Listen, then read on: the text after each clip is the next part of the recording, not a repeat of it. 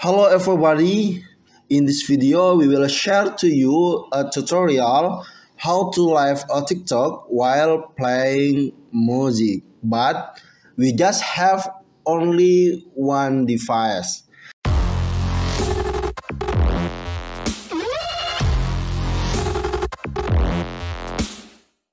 The first time you must have is an application music player.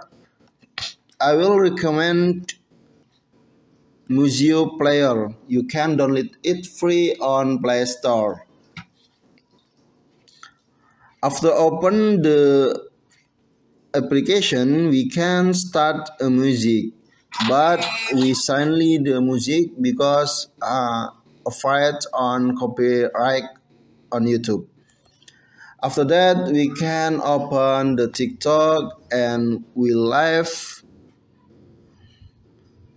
by click plus on the bottom and we choose the live here. After that, we can make a title live in here, sharing tutorial.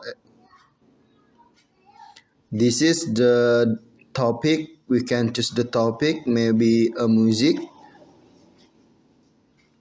After that, we can click go live. Okay, after that we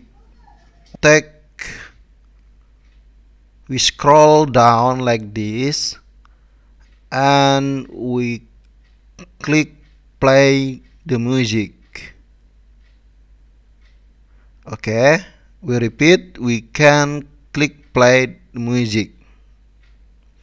Okay, if like this, it means the tutorial how to live on TikTok while playing music by one device is success. That's all from us and see you in the next video. Bye bye.